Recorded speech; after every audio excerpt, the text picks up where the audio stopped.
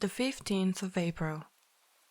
Dear Sir, I am requested by the Council of the Association to return to you the draft of a paper on the truth of alchemy, which you have been good enough to offer to read at our forthcoming meeting, and to inform you that the Council do not see their way to including it in the program.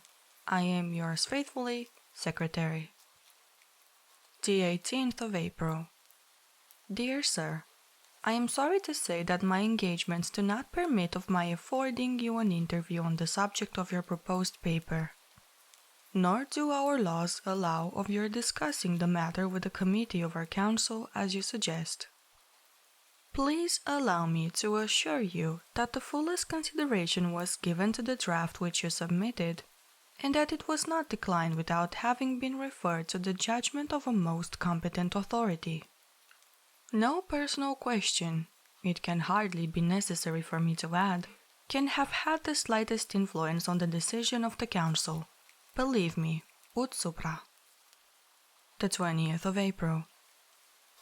The Secretary of the Association begs respectfully to inform Mr. Carswell that it is impossible for him to communicate the name of any person or persons to whom the draft of Mr. Carswell's paper may have been submitted, and further desires to intimate that he cannot undertake to reply to any further letters on this subject. "And who is Mr. Carswell?" inquired the Secretary's wife. She had called at his office and, perhaps unwarrantably, had picked up the last of these 3 letters, which the typist had just brought in. "Why, my dear, just at present Mr. Carswell is a very angry man. But I don't know much about him otherwise, except that he is a person of wealth, his address is Lufford Abbey, Warwickshire, and he's an alchemist apparently, and wants to tell us all about it. And that's about all, except that I don't want to meet him for the next week or 2. Now, if you're ready to leave this place, I am." "What have you been doing to make him angry?" asked Mrs. Secretary. "The usual thing, my dear, the usual thing. He sent in a draft of a paper he wanted to read at the next meeting, and we referred it to Edward Dunning, almost the only man in England who knows about these things. And he said it was perfectly hopeless, so we declined it. So Carswell has been pelting me with letters ever since. The last thing he wanted was the name of the man we referred his nonsense to. You saw my answer to that." "But don't you say anything about it, for goodness sake." "I should think not, indeed. Did I ever do such a thing? I do hope, though, he won't get to know that it was poor Mr. Dunning." "Poor Mr. Dunning? I don't know why you call him that. He's a very happy man, is Dunning. Lots of hobbies and a comfortable home, and all his time to himself." "I only meant I should be sorry for him if this man got a hold of his name and came and bothered him." Yes, I dare say he would be poor Mr. Dunning then." The Secretary and his wife were lunching out, and the friends to whose house they were bound were Warwickshire people. So Mrs. Secretary had already settled it in her own mind that she would question them judiciously about Mr. Carswell. But she was saved the trouble of leading up to the subject, for the hostess said to the host before many minutes had passed, "I saw the Abbot of Lufford this morning," the host whistled. "Did you? What in the world brings him up to town?" "Goodness knows. He was coming out of the British Museum gate as I drove past." It was not unnatural that Mrs. Secretary should inquire whether this was a real abbot who was being spoken of. "Oh no, my dear, only a neighbor of ours in the country who bought Lufford Abbey a few years ago. His real name is Carswell." "Is he a friend of yours?" asked Mr. Secretary with a private wink to his wife. The question let loose a torrent of declamation. There was really nothing to be said for Mr. Carswell. Nobody knew what he did with himself. His servants were a horrible set of people. He had invented a new religion for himself and practiced no one could tell what appalling rites. He was very easily offended and never forgave anybody. He had a dreadful face, so the lady insisted, her husband somewhat demurring. He never did a kind action, and whatever influence he did exert was mischievous. Do the poor man justice, dear, the husband interrupted. You forget the treat he gave the school children. Forget it indeed, but I'm glad you mentioned it because it gives an idea of the man. Now, Florence, listen to this. The first winter he was at Lufford, this delightful neighbor of ours wrote to the clergyman of his parish. He's not ours, but we know him very well. And he offered to show the school children some magic lantern slides. He said he had some new kinds, which he thought would interest them. Well, the clergyman was rather surprised because Mr. Carswell had shown himself inclined to be unpleasant to the children, complaining of their trespassing or something of the sort. But of course he accepted, and the evening was fixed, and our friend went himself to see that everything went right. He said he never had been so thankful for anything as that his own children were all prevented from being there. They were at the children's party at our house, as a matter of fact. Because this Mr. Carswell had evidently set out with the intention of frightening these poor village children out of their wits, and I do believe if he had been allowed to go on, he would actually have done so. He began with some comparatively mild things. Red Riding Hood was one, and even then, Mr. Farrer said the wolf was so dreadful that several of the smaller children had to be taken out. And he said Mr. Carswell began the story by producing a noise like a wolf howling in the distance, which was the most gruesome thing he had ever heard. All the slides he showed, Mr. Farrer said, were most clever. They were absolutely realistic, and where he had got them, or how he worked them, he could not imagine. Well, the show went on, and the stories kept on becoming a little more terrifying each time, and the children were mesmerized into complete silence. At last he produced a series which represented a little boy passing through his own park, Lufford I mean, in the evening. Every child in the room could recognize the place from the pictures. And this poor boy was followed and at last pursued and overtaken and either torn to pieces or somehow made away with by a horrible hopping creature in white, which you saw first dodging about among the trees, and gradually it appeared more and more plainly. Mr. Farrer said it gave him one of the worst nightmares he ever remembered, and what it must have meant to the children doesn't bear thinking of. Of course, this was too much, and he spoke very sharply indeed to Mr. Carswell, and said it couldn't go on. All he said was, "Oh, you think it's time to bring our little show to an end and send them home to their beds? Very well." And then, if you please, he switched on another slide which showed a great mass of snakes, centipedes, and disgusting creatures with wings, and somehow or other he made it seem as if they were climbing out of the picture and getting in amongst the audience. And this was accompanied by a sort of dry rustling noise which sent the children nearly mad, and of course they stampeded. A good many of them were rather hurt in getting out of the room, and I don't suppose one of them closed the eye that night. That was the most dreadful trouble in the village afterwards. Of course the mothers threw a good part of the blame on poor Mr. Farrer, and if they could have got past the gates, I believe the fathers would have broken every window in the abbey. Well now, that's Mr. Carswell. That's the abbot of Lufford, my dear, and you can imagine how we covet his society. Yes, I think he has all the possibilities of a distinguished criminal, has Carswell, said the host. I should be sorry for anyone who got into his bad books. Is he the man, or am I mixing him up with someone else? Asked the secretary, who, for some minutes, had been wearing the frown of the man who was trying to recollect something. Is he the man who brought out the history of witchcraft some time back, 10 years or more? That's the man. Do you remember the reviews of it? Certainly I do. And what's equally to the point, I knew the author of the most incisive of the lot. So did you. You must remember John Harrington. He was a Johnsy in our time. Oh, very well indeed, though I don't think I saw or heard anything of him between the time I went down and the day I read the account of the inquest on him. Inquest? Said one of the ladies. What has happened to him? Why, what happened was he fell out of a tree and broke his neck.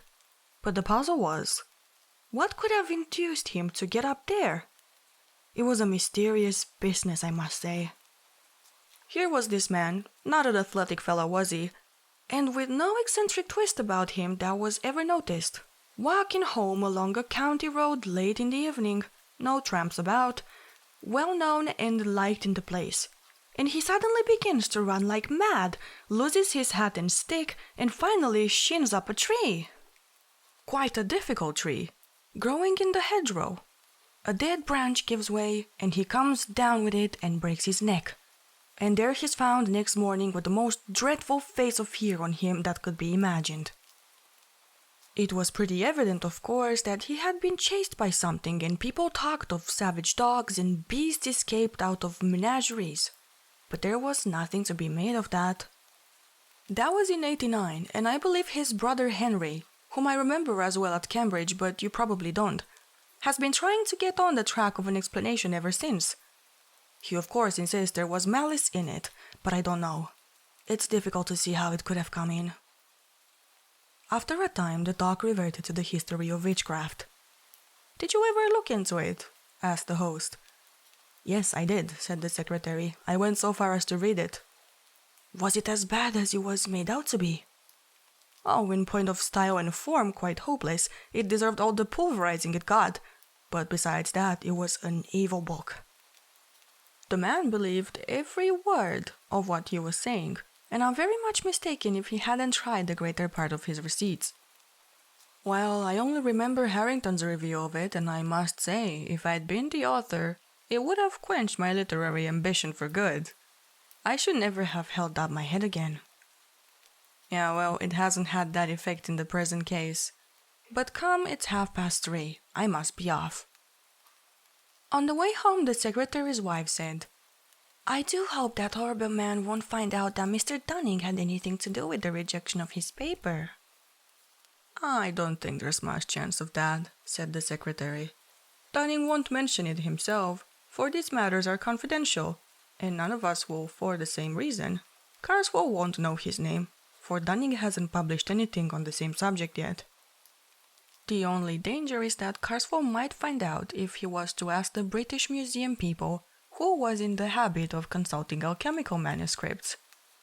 I can't very well tell them not to mention Dunning, can I?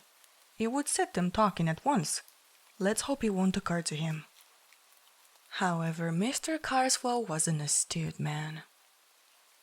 This much is in the way of prologue. On an evening rather later in the same week, Mr. Edward Dunning was returning from the British Museum, where he had been engaged in research, to the comfortable house in a suburb where he lived alone, tended by 2 excellent women who had been long with him. There is nothing to be added by way of description of him to what we have heard already. Let us follow him as he takes his sober course homewards. A train took him to within a mile or 2 of his house, and an electric tram a stage farther. The line ended at a point some 300 yards from his front door. He had had enough of reading when he got into the car, and indeed the light was not such as to allow him to do more than study the advertisement on the panes of glass that faced him as he sat. As was not unnatural, his frequent contemplation, and, with the possible exception of the brilliant and convincing dialogue between Mr. Lamplow and an eminent K.C. on the subject of pyretic saline, none of them afforded much scope to his imagination. I am wrong. There was one at the corner of the car farthest from him, which did not seem familiar. It was in blue letters on a yellow ground, and all that he could read of it was a name, John Harrington, and something like a date. It could be of no interest to him to know more, but for all that, as the car emptied, he was just curious enough to move along the seat until he could read it well. He felt to a slight extent repaid for his trouble. The advertisement was not of the usual type. It ran thus: "In memory of John Harrington, F.S.A., of the Laurels, Ashbrook, died September 18th, 1889. 3 months were allowed." The car stopped. Mr. Dunning, still contemplating the blue letters on the yellow ground, had to be stimulated to rise by a word from the conductor. "I beg your pardon," he said. "I was looking at the advertisement. It's a very odd one, isn't it?" The conductor read it slowly. "Well, my word," he said. "I never see that one before. Well, that is a cure, ain't it? Someone been up to the jokes here, I should think." He got out a duster and applied it, not without saliva, to the pane and then to the outside. "No," he said, returning. "That ain't no transfer. Seems to be as if it was regular in the glass. What I mean in the substance, as you may say. Don't you think so, sir?"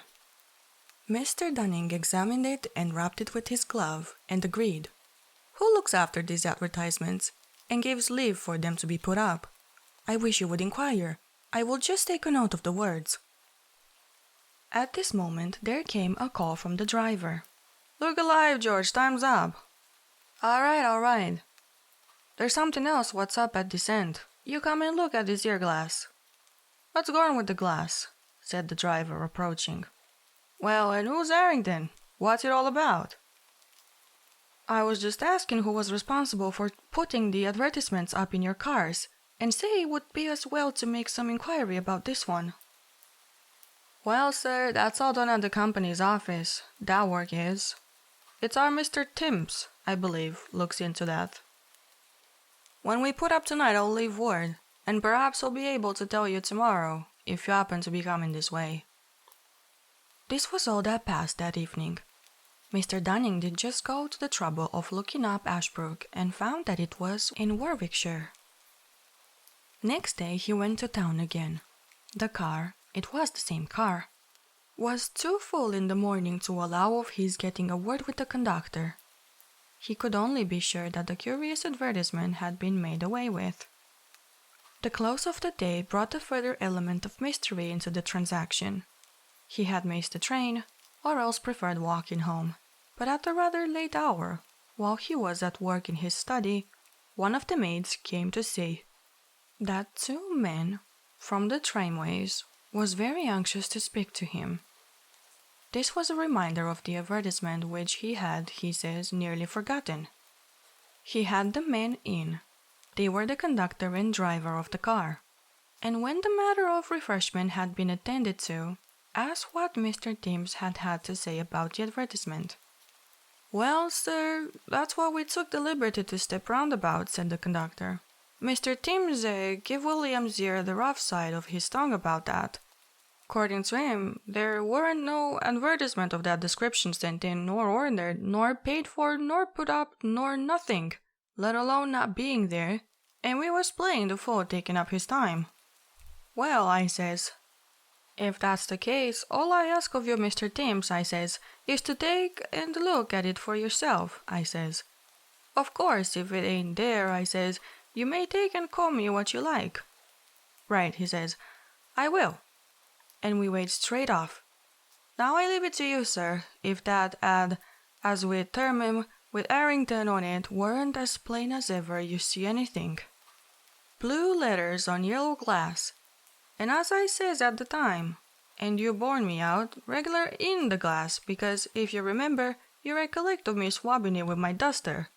To be sure I do, quite clearly. Well, you may say, well, I don't think. Mr. Timms, he get in that car with the light.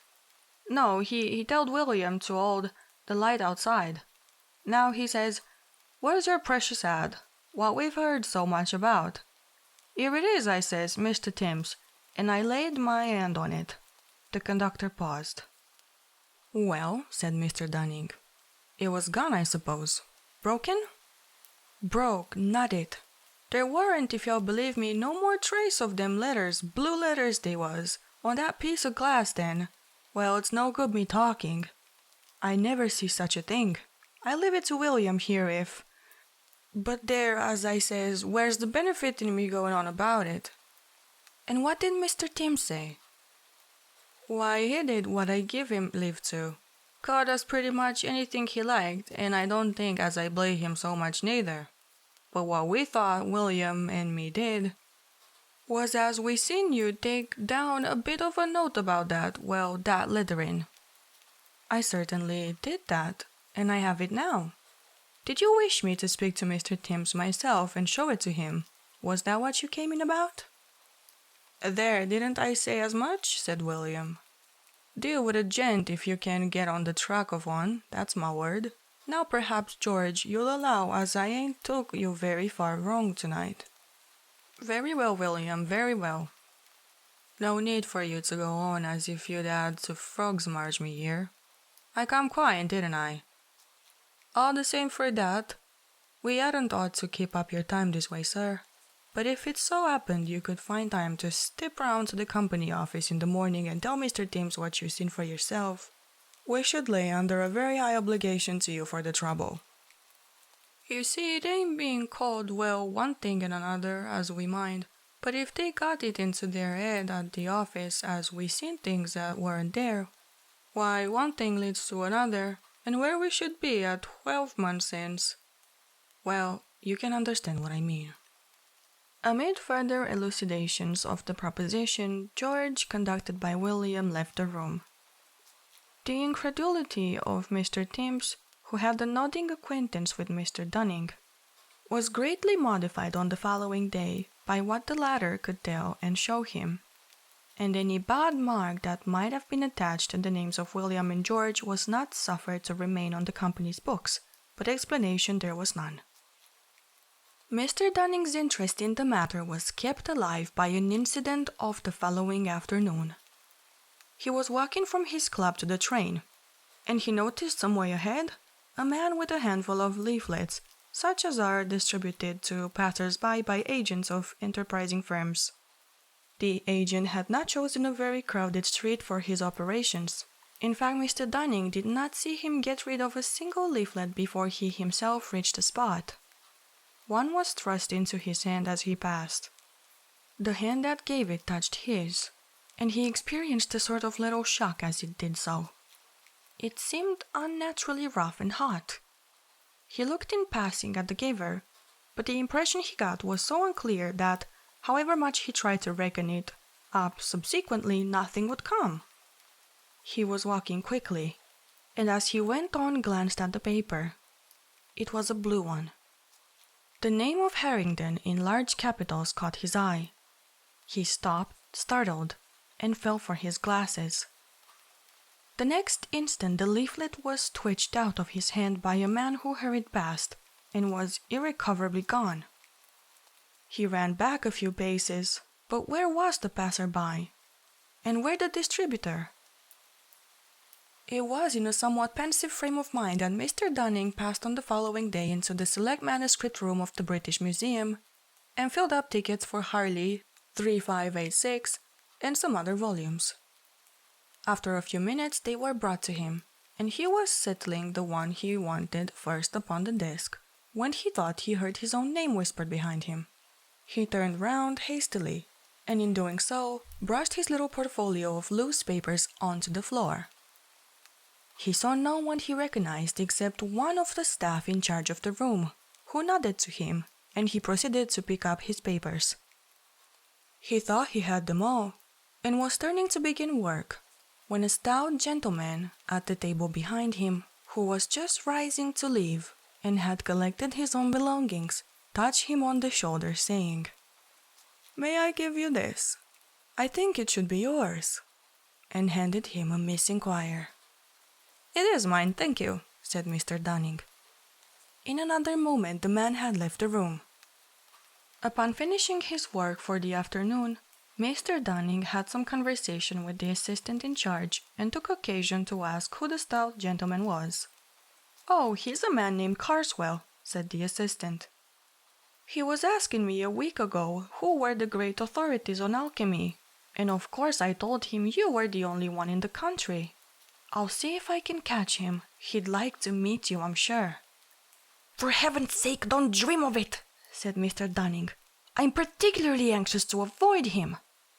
"Oh, very well," said the assistant. "He doesn't come here often. I dare say you won't meet him." More than once on the way home that day, Mr. Dunning confessed to himself that he did not look forward with his usual cheerfulness to a solitary evening. It seemed to him that something ill-defined and impalpable had stepped in between him and his fellow men, had taken him in charge, as it were. He wanted to sit close up to his neighbors in the train and in the tram, but as luck would have it, both train and the car were markedly empty. The conductor, George, was thoughtful and appeared to be absorbed in calculation as to the number of passengers. On arriving at his house, he found Dr. Watson, his medical man, on his doorstep. "I've had to upset your household arrangements, I'm sorry to say, Dunning. Both your servants hors de combat. In fact, I've had to send them to the nursing home." "Good heavens, what's the matter?" "It's something like ptomaine poisoning, I should think. You've not suffered yourself, I can see, or you wouldn't be walking about. I think they'll pull through all right." Dear, have you any idea what brought it on?" "Well, they tell me they brought some shellfish from a hawker at their dinner time. It's odd, I've made inquiries, but I can't find that any hawker has been to other houses in the street. I couldn't send word for you. They won't be back for a bit yet. You come and dine with me tonight anyhow, and we can make arrangements for going on. 8 o'clock. Don't be too anxious." The solitary evening was thus obviated. At the expense of some distress and inconvenience, it is true. Mr. Dunning spent the time pleasantly enough with the doctor, a rather recent settler, and returned to his lonely home at about 11:30. The night he passed is not one on which he looks back with any satisfaction. He was in bed and the light was out. He was wondering if the chairwoman would come early enough to get him hot water next morning, when he heard the unmistakable sound of his study door opening. No step followed it on the passage floor, but the sound must mean mischief, for he knew that he had shut the door that evening after putting his paper away in the desk. It was rather shame than courage that induced him to slip out into the passage and lean over the banister in his nightgown listening. No light was visible. No further sound came. Only a gust of warm or even hot air played for an instant around his shins. He went back and decided to lock himself into his room. There was more unpleasantness, however. Either an economical suburban company had decided that their light would not be required in the small hours and had stopped working, or else something was wrong with the meter. The effect was in any case that the electric light was off. The obvious course was to find a match and also to consult his watch. He might as well know how many more hours of discomfort awaited him. So he put his hand into the well-known nook under the pillow, only he did not get so far. What he touched was, according to his account, a mouth, with teeth and with hair about it, and as he declares, not the mouth of a human being. I do not think it is any use to guess what he said or did, but he was in a spare room with the door locked and his ear to it before he was clearly conscious again. And there he spent the rest of a most miserable night, looking every moment for some fumbling at the door. But nothing came. The venturing back to his own room in the morning was attended with many listenings and quiverings. The door stood open, fortunately, and the blinds were up. The servants had been out of the house before the hour of drawing them down. There was, to be sure, no trace of an inhabitant. The watch, too, was in its usual place. Nothing was disturbed, only the wardrobe door had swung open in accordance with its confirmed habit. A ring at the back door now announced the charwoman, who had been ordered the night before, and nerved Mr. Dunning, after letting her in, to continue his search in other parts of the house. It was equally fruitless. The day thus begun went on dismally enough. He dared not to go to the museum. In spite of what the assistant had said, Carswell might turn up there, and Dunning felt he could not cope with a probably hostile stranger. His own house was odious. He hated sponging on the doctor. He spent some little time in a call at the nursing home, where he was slightly cheered by a good report of his housekeeper and maid. Towards lunchtime, he betook himself to the club, again experiencing a gleam of satisfaction at seeing the secretary of the association. At luncheon, Dunning told his friend the more material of his woes, but could not bring himself to speak of those that weighed most heavily on his spirits. "My poor dear man," said the secretary. "What an upset! Look here, we're alone at home, absolutely. You must put up with us. Yes, no excuse. Send your things in this afternoon." Dunning was unable to stand out. He was in truth becoming acutely anxious, as the hours went on, as to what that night might have waiting for him. He was almost happy as he hurried home to pack up. His friends, when they had time to take stock of him, were rather shocked at his lorn appearance, and did their best to keep him up to the mark. Not altogether without success, but when the two men were smoking alone later, Dunning became dull again. Suddenly he said, "Gayton, I believe that alchemist man knows it was I who got his paper rejected." Gayton whistled. "What makes you think that?" he said. Dunning told of his conversation with the museum assistant, and Gayton could only agree that the guess seemed likely to be correct. "Not that I care much," Dunning went on, "only it might be a nuisance if we were to meet. He's a bad-tempered party, I imagine." Conversation dropped again. Gayton became more and more strongly impressed with the desolateness that came over Dunning's face and bearing, and finally, though with a considerable effort, he asked him point-blank whether something serious was not bothering him. Dunning gave an exclamation of relief. "I was perishing to get it off my mind," he said. "Do you know anything about the man named John Harrington?" Gayton was thoroughly startled, and at the moment could only ask why. Then the complete story of Dunning's experiences came out. What had happened in the tramcar, in his own house, and in the street. The troubling of spirit that had crept over him and still held him. And he ended with the question he had begun with. Gayton was at a loss how to answer him. To tell the story of Harrington's end would perhaps be right. Only Dunning was in a nervous state. The story was a grim one, and he could not help asking himself whether there were not a connecting link between these two cases in the person of Carswell. It was a difficult concession for a scientific man, but it could be eased by the phrase hypnotic suggestion. In the end, he decided that his answer tonight should be guarded. He would talk the situation over with his wife, so he said that he had known Harrington at Cambridge and believed he had died suddenly in 1889, adding a few details about the man in his published work. He did talk over the matter with Mrs. Gayton, and, as he had anticipated, she leapt at once to the conclusion which had been hovering before him. It was she who reminded him of the surviving brother, Henry Harrington, and she also who suggested that he might be got hold of by means of their host of the day before. "He might be a hopeless crank," objected Gayton. "That could be ascertained from the Bennets who knew him," Mrs. Gayton retorted, and she undertook to see the Bennets the very next day. It is not necessary to tell in further detail the steps by which Henry Harrington and Dunning were brought together. The next scene that does require to be narrated is a conversation that took place between the two. Dunning had told Harrington of the strange ways in which the dead man's name had been brought before him, and had said something besides of his own subsequent experiences. Then he had asked if Harrington was disposed in return to recall any of the circumstances connected with his brother's death.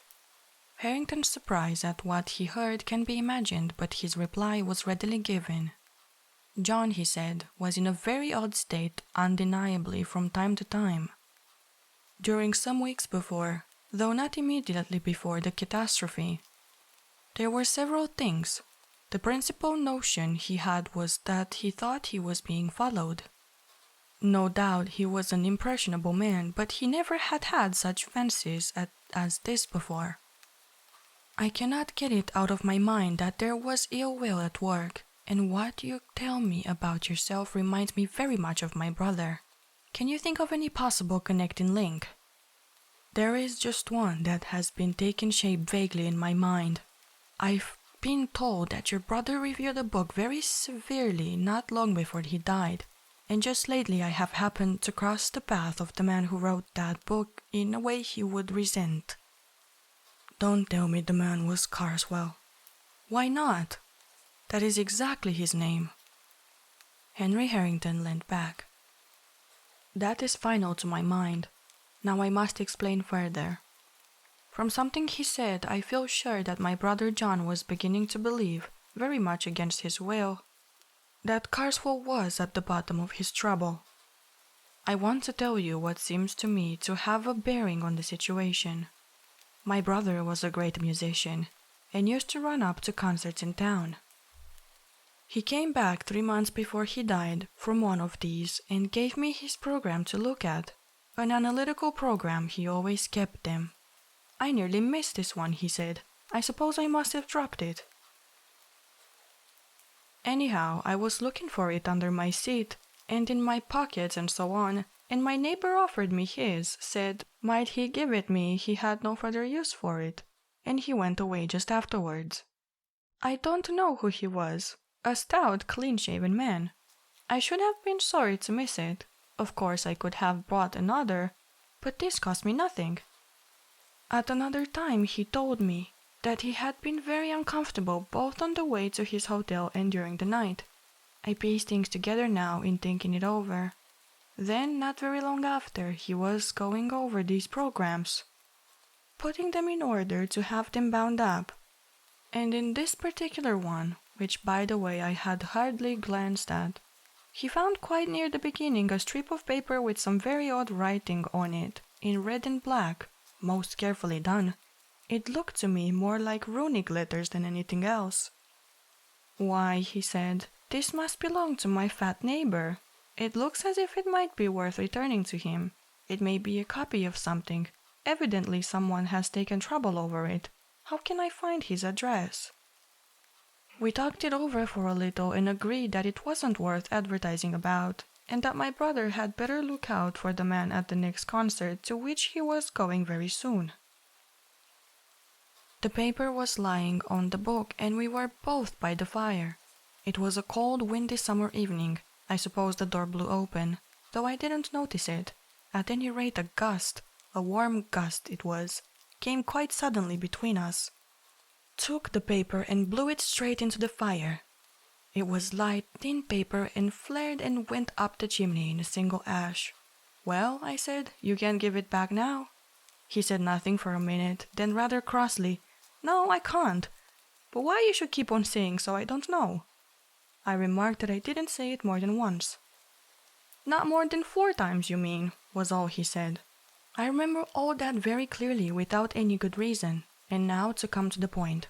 I don't know if you looked at that book of Carswell's which my unfortunate brother reviewed. It's not likely that you should, but I did, both before his death and after it. The first time we made game of it together. It was written in no style at all, split infinitives and every sort of thing that makes an Oxford gorge rise. Then there was nothing that the man didn't swallow, mixing up classical myths and stories out of the golden legend with reports of savage customs of today. All very proper, no doubt, if you know how to use them, but he didn't.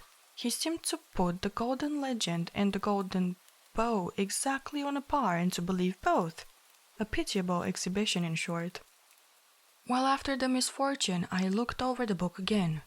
It was no better than before, but the impression which it left this time on my mind was different. I suspected, as I told you, that Carswell had borne ill will to my brother, even that he was in some way responsible for what had happened. And now his book seemed to me to be a very sinister performance indeed. One chapter in particular struck me, in which he spoke of casting the runes on people, either for the purpose of gaining their affection or of getting them out of the way, perhaps more especially the latter. He spoke of all this in a way that really seemed to me to imply actual knowledge.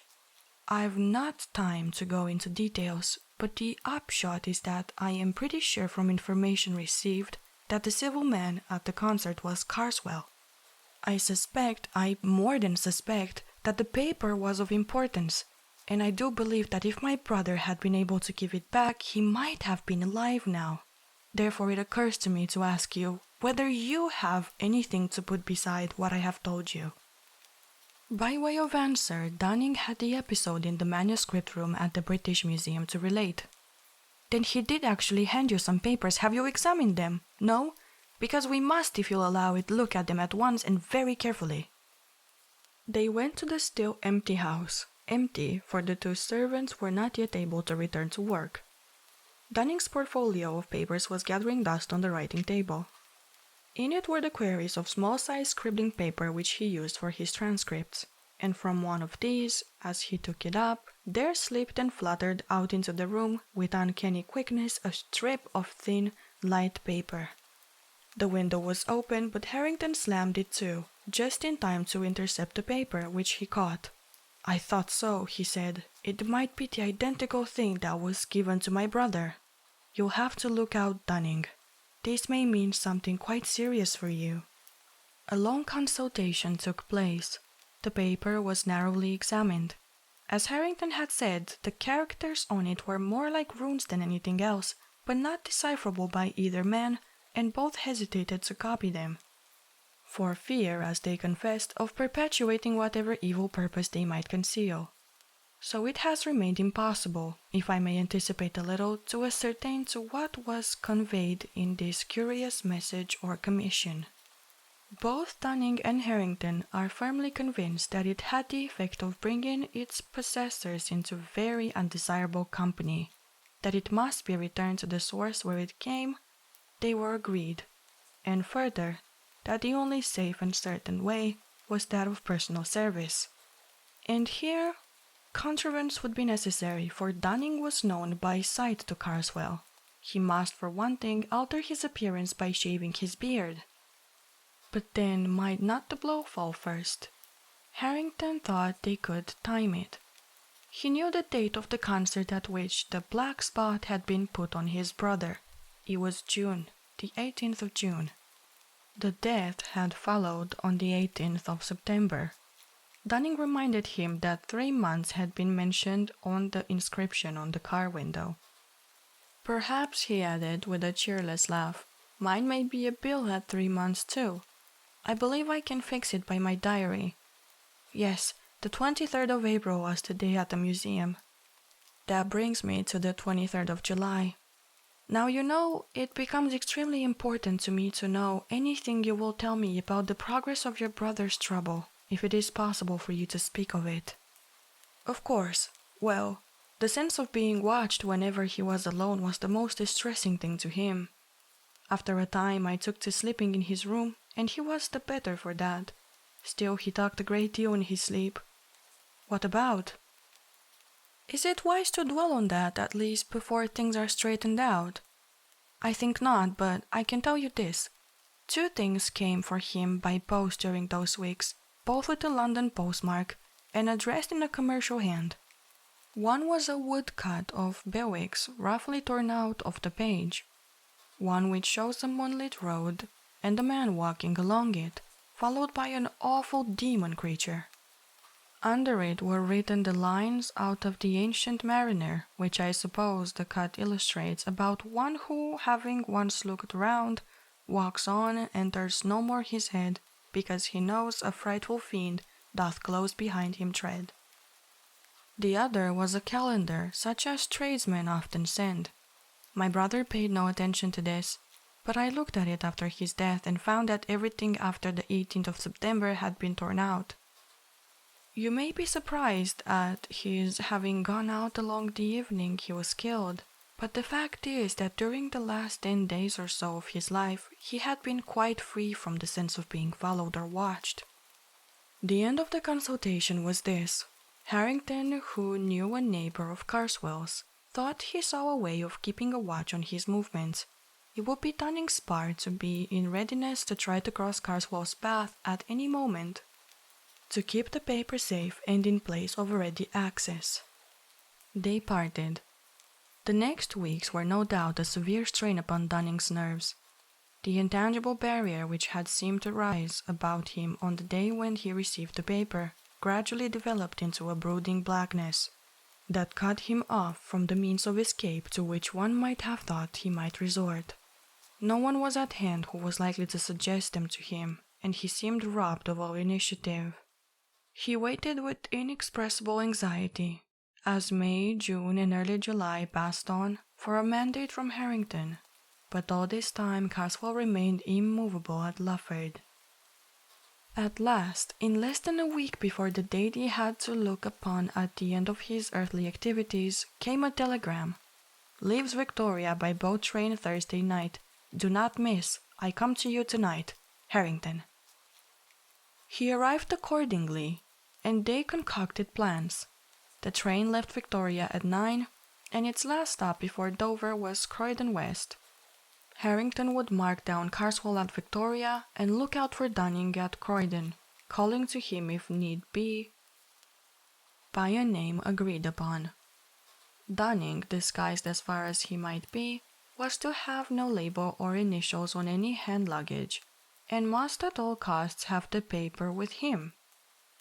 Dunning's suspense, as he waited on the Croydon platform, I need not attempt to describe. His sense of danger during the last days had only been sharpened by the fact that the cloud about him had perceptibly been lighter. But relief was an ominous symptom, and if Carswell eluded him now, hope was gone, and there were so many chances of that. The rumor of the journey might be itself a device. The 20 minutes in which he paced the platform and persecuted every porter with inquiries as to the boat train were as bitter as any he had spent. Still, the train came, and Harrington was at the window. It was important, of course, that there should be no recognition, so Dunning got in at the farther end of the corridor carriage and only gradually made his way to the compartment where Harrington and Carswell were. He was pleased, on the whole, to see that the train was far from full. Carswell was on the alert, but gave no sign of recognition. Dunning took the seat not immediately facing him, and attempted vainly at first, then with increasing command of his faculties, to reckon the possibilities of making the desired transfer. Opposite of Carswell and next to Dunning was a heap of Carswell's coats on the seat. It would be of no use to slip the paper into these. He would not be safe, or would not feel so, unless in some way it could be proffered by him and accepted by the other. There was a handbag open and with papers in it. Could he manage to conceal this, so that perhaps Carswell might leave the carriage without it, and then find and give it to him? This was the plan that suggested itself. If he could only have counseled with Harrington, but that could not be. The minutes went on. More than once Carswell rose and went out into the corridor.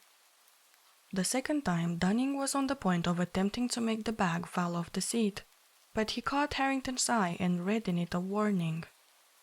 Carswell, from the corridor, was watching, probably to see if the two men recognized each other. He returned, but was evidently restless, and when he rose the third time, hope dawned, for something did slip off his seat and fall with hardly a sound to the floor. Carswell went out once more and passed out of range of the corridor window. Dunning picked up what had fallen and saw that the key was in his hands in the form of one of Cook's ticket cases with tickets in it.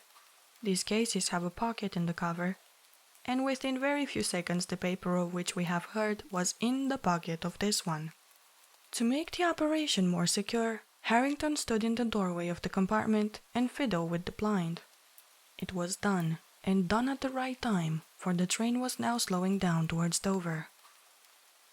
In a moment more, Carswell re-entered the compartment.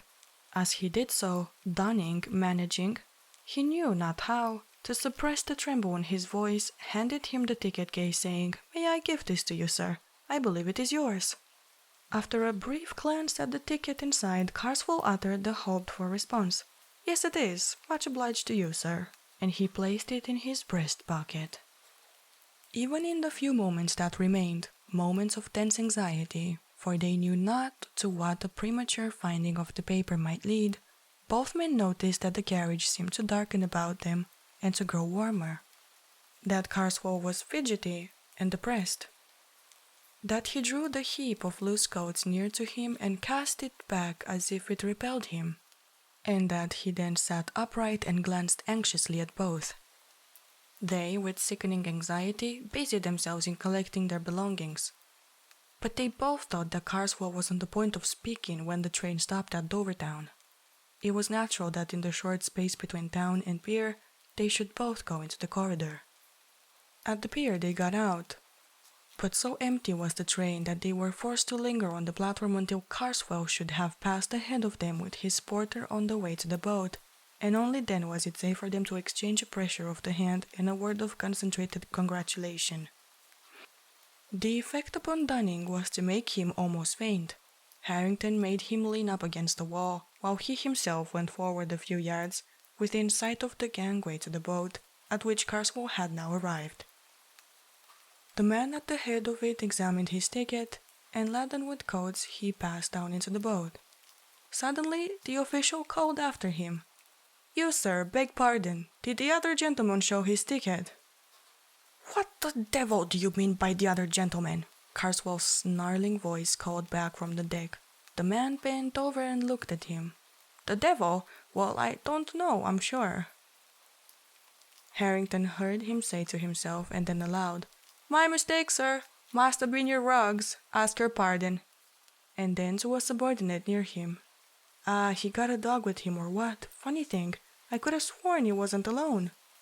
"Well, whatever it was, they'll have to see it abroad. She's off now. Another week and we shall be getting the holiday customers." In 5 minutes more there was nothing but the lessening lights of the boat, the long line of the Dover lamps, and the night breeze and the moon. Long and long the two sat in the room at the Lord Warden. In spite of the removal of their greatest anxiety, they were oppressed with a doubt not of the lightest. Had they been justified in sending a man to his death, as they believed they had? Ought they not to warn him at least? "No," said Harrington. "If he is the murderer I think him, we have done no more than is just. Still, if you think it better, but how and where can you warn him?" "He was booked to Abbeville only," said Dunning. "I saw that. If I wired to the hotels there in a Joanne's Guide, 'Examine your ticket case, Dunning,' I should feel happier. This is the 21st. He will have a day. But I am afraid he has gone into the dark." So telegrams were left at the hotel office. It is not clear whether these reached their destination, or whether, if they did, they were understood. All that is known is that on the afternoon of the 23rd, an English traveller, examining the front of St. Wolfram's Church at Abbeville, then under extensive repair, was struck on the head and instantly killed by a stone falling from the scaffold erected round the northwestern tower, there being, as was clearly proved, no workman on the scaffold at that moment, and the traveller's papers identified him as Mr. Carswell. Only one detail shall be added. At Carswell's sale, a set of peewicks sold with all faults was acquired by Harrington. The page with the woodcut of the traveller and the demon was, as he had expected, mutilated. Also, after a judicious interval, Harrington repeated to Dunning something of what he had heard his brother say in his sleep, but it was not long before Dunning stopped him. Hi there, my little ghosts. If you enjoyed the nice narration of Casting the Runes by M.R. James, please consider subscribing to the channel and liking this video. It is the easiest way to support me. Thank you so much to those of you who comment down below what you think of the stories, and I shall see you in the next video.